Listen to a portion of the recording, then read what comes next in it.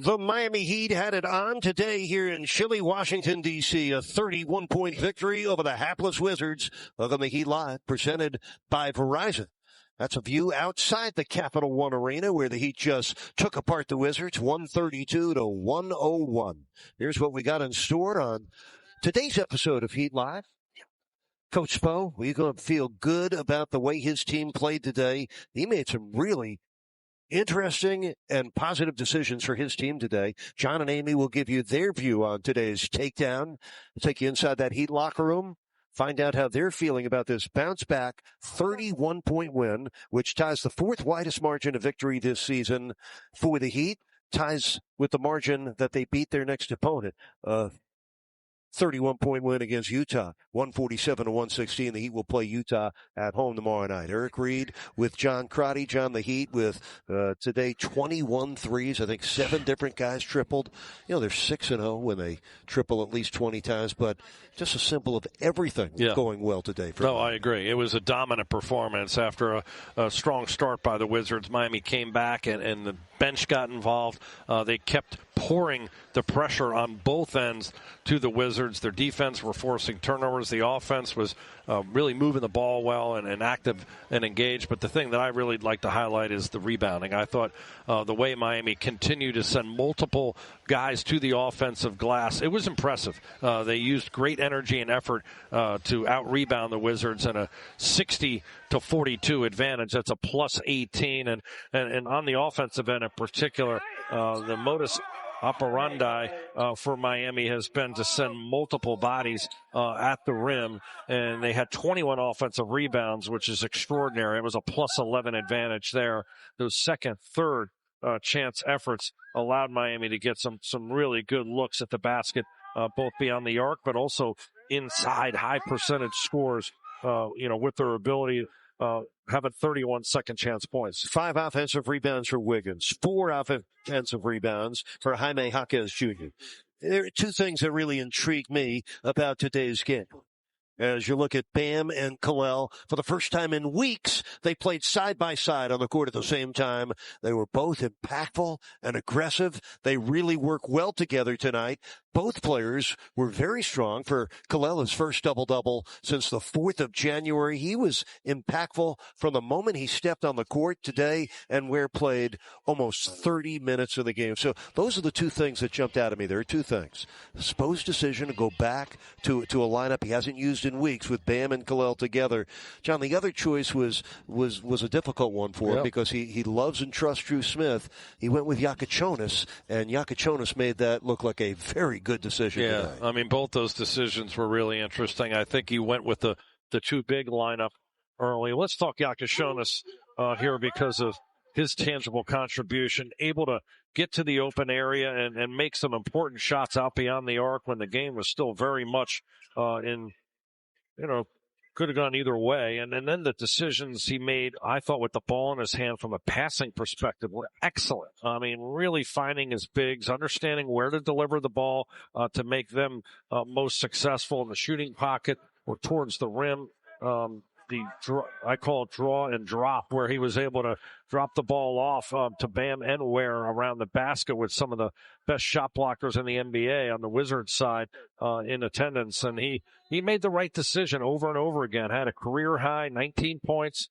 He had 22 points, and his ability to also have 6 assists important. Look at those numbers. 8 of 10 shooting. His 6 of 6 from 3. That's the most threes without a miss for a Heat rookie in franchise history. Our Good Greek move of the game. The Heat now 12-2 when they reach 130 or better. They win it today, 132-101. That'll do it for Crotty and Reed. Eric Spoelstra, Jax, and Amy Audibert coming your way next. But a good Super Bowl Sunday for the Heat here in Washington. We hope you enjoy the rest of our Heat Live postgame and tonight's Super Bowl. We'll see you tomorrow night. Heat and Utah. Eric, sometimes this is basic as take care of business.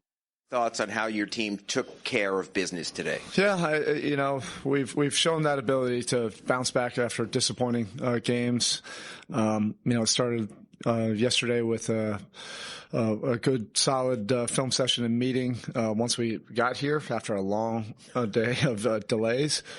but everybody just wanted to get better. And the approach today was very professional, pretty much throughout the rotation across the board. We saw little changes in the rotation, much more Bam and Kel'el. Your thoughts on how it worked, how it looked, how they played together? Yeah, I liked it today. We want to see where we can maximize, rotation as much as possible. Particularly with that second unit. Bam has been a great anchor for us in whatever lineup he's been in. Especially the last 6 weeks or so. And it'll just depend also, how much it can be productive. Cass gave us a good boost also with that unit. And defensively, that unit was very stable and active, and offensively, we were able to manage the spacing and really, pound them on the glass, which is what that lineup needs to do. Thoughts on Kaz's play and your decision to play him ahead of Drew tonight? Yeah, our 3 point guards are all really important to our team. So if I'm playing 2 of them and not 1, it's not an indictment. But Cass, gives us something different than the other 2. He really competes. He was getting in little things, dust-ups throughout the course of the game, but it's really just because of how hard he plays. There's a purity to that. Offensively, he's a guy that has a big upside. He can really shoot the ball, but he also, as a playmaker, can make plays. So with some of the change, with the second unit, we just thought that potentially could be a good fit. But Drew will still be very important. And like I said, we're just trying to maximize everything we can, throughout this rotation, get some more consistent play, at end of quarters. With 2 more before the break, how important is it to go into that break sort of feeling good about yourself? It's very important. We'll focus on tomorrow night, but yes, it is very important, for us to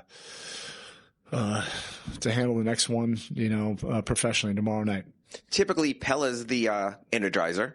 Often Myron can be, unless he's getting too early fouls. But how nice was it to see other guys energize and that energy stay there after that uneven start? Yeah, it's what we've been talking about, that everybody really needs to wrap their mind about being an energy player. That starting lineup, I tell them all the time, you have to embrace being an effort energy group. There's talent there for sure. That group can put up points on the board very quickly. But when they really commit to doing the effort and energy things, particularly defensively, but also offensively, cutting for each other, moving the ball, crashing the glass, making those extra efforts, that group, becomes even more dynamic. But our second unit gave us the biggest boost, tonight. And that was when Bam was in there, but it was Cass, Simo, Jaime, Kel'el, and Bam. Now, both in the first quarter and the third quarter, gave us a real good boost. Cassie Martinez, Kaplan News. Can you talk to me a little bit about that play where Bam dunked on Ware? That's the way that unit has to be, though. And that was a good playful moment. But both those guys have to be absolutely relentless on the glass. There might be some things we give up, from a spacing standpoint, but both of them have really improved, as shooters and are gaining more confidence. So it's a little bit different than it was, 2.5 months ago, hopefully. But regardless, for them, they've really have to embrace that, the ruggedness, the physicality, but also those efforts on the glass. When we were playing them before, there were times where that wasn't one of our better rebounding groups. Right now, I think, they understand that, how important it is. And that was a fun moment that I'm sure that we'll play in the locker room quite a few times. Hey, Coach. Kaz and Will Riley were college teammates at Illinois. And amidst Riley's heater that he's had 20 a few times last few games. Was Kaz any help in game planning for that, and how did you ready for that match? No, they had some good playful banter throughout the course of the game. Both of them, we had both of them in for workouts too. And Will Riley had a good workout. He's played well. Since he's been given an opportunity and he's making the most of his opportunities. You can see why they were pretty dynamic, when they were together at Illinois. So that's fun to see. All right. Thank you. Baptist Health post-game press conference featuring Heat head coach Eric Spoelstra. We are now featuring Amy Adebayo, Jason Jackson, high off of the ceiling in this place to come down and be in this wonderful, reverent post-game program for the Miami Heat. You're so fired up. You ready to go? Let's get to it. You want to start with your keys? Yeah, I love palm trees, so yes, I'm fired Let's up. Let's fly back. Zach, quit with the pumpification. But the keys, I mean, this is what you want, right? You want to come in with a business-like approach. Ball bandits, which equals steals. Jax always wants me to say things differently, so that's why it says way ball to be bandits. Creative. Check that. I don't know. And Are we crazy. checking? Can we check today? Oh, we're trying, but definitely 18 steals. Oh, yeah. I mean, I'd love 18 checks. So demanding. That's all right. Bench battle. Miami had 63 points off the bench. Absolutely. That's a check. That second, you got to listen, you give Washington some grace. They're missing some guys, so their bench bumps up. Miscellaneous stats. Plus 57. This was the one that you wanted so bad. Many checks because they won each and every single category in that, right? They dominated by double digits, which you like. But let's go back to the second one because to me, that's one of the best parts about it was the bench, the way that they came in today and dropped those 63 points with complete balance. And listen, it's not an indictment on Jaime, but he didn't shoot the ball well. It's going to happen. There's 82 games. He went 2 for 12. So if you told me that the bench was going to score 63 points and Jaime was going to have 4 of them, I'd say that's an excellent job from everybody else. And you certainly saw that. You saw it right from the beginning. You saw that second unit come in the first half. And really, I thought that's when the game changed and went on a 44-19 run, did Miami, when they got some energy. And Cass was a big part of that. Look at that. That was such an unselfish play. Bam had missed a couple layups and Cass had a layup, gave it back to Bam and said, flush it down my vet. And so to me, there's just so much balance when they play like this, right? It's not always going to be like this. I know defensively Washington's got some things to work out, but I don't want to take away with the execution that second unit showed today.